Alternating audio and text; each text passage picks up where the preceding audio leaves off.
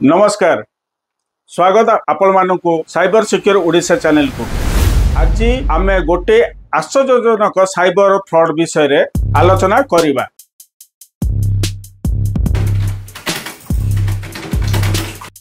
जोठी गोटे व्यवसायी को बैंक खातारू 75 लाख टंका साइबर फ्रॉड करा जाइछ।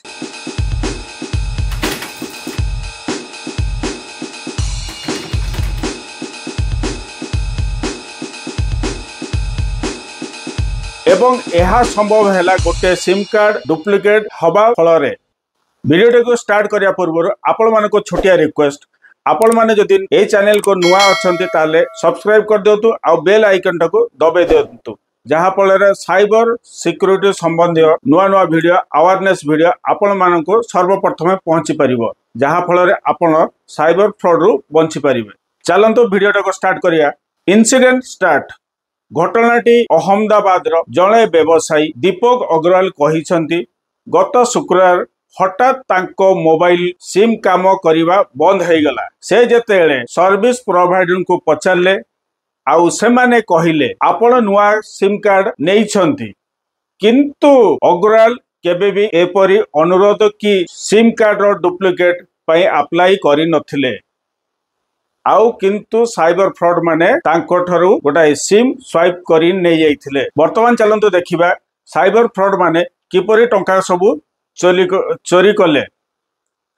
जेतेले से निजर ओरिएंटल बैंक ऑफ कॉमर्स खाता को चेक कले आउ सेठारे देखिले 1.5 कोटी टंकार 27 टी ट्रांजैक्शन रे 19 टी खाता को ट्रांसफर करा जाइछि। सेही खाता मान गुड़िक दिल्ली, पश्चिमबंग, उत्तर प्रदेश राज्य गुड़िकर सबू ट्रांजैक्शन करा जाइथिला, किंतु सौभाग्यवशत 25 लाख टंका भूल खातार विवरण कारण पुणी तांको अकाउंट को फेरी आसीथिला। वर्तमान जानिबा किपरि एटा साइबर फ्रॉड हेई परिला। एबे प्रश्न हैला एठी साइबर फ्रॉड माने किपरि फ्रॉड करि पारले। नंबर 1 साइबर फ्रॉड माने डुप्लिकेट सिम को व्यवसायी को ठारू नकली डॉक्यूमेंट को देकी सिम स्वाइप करियारे सफलता हेले एवं व्यवसायी को नंबर को क्लोन करि पारले। सेकेंड हैला बैंक रे नुआ बेनिफिशियल अकाउंट को जोड़ी के से माने ओटीपी प्रयोजन करिवारे सफल हेले।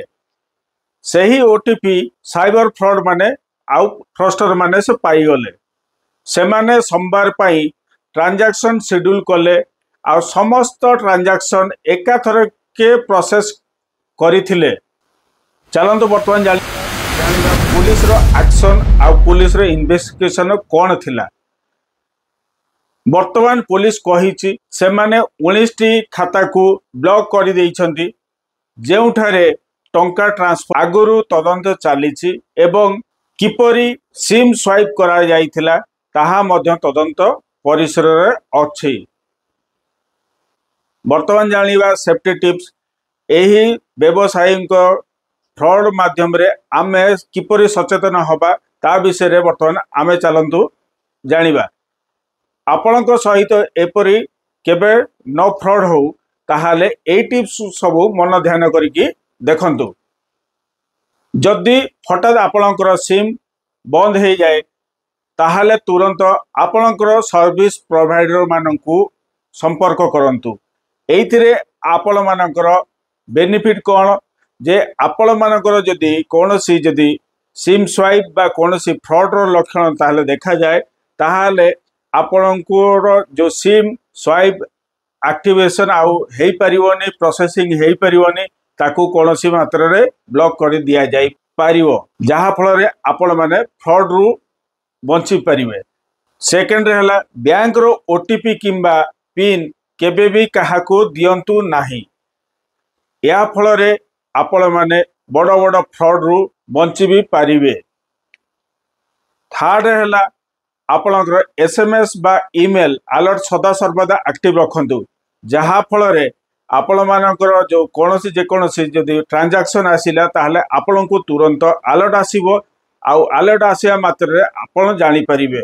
जदि कोनोसी छै बलिया फ्रॉड परिलक्षित हुए ताहले आपण माने से अकाउंट को फ्रीज करियारे सहायक हब। तेणुक आपण SMS एवं ईमेल अलर्ट को सदा सर्वदा ऑन कर रखंतु। नेक्स्ट है आपणकर यूपीआई आउ नेट बैंकिंग लिमिट टाकू कम रखंतु।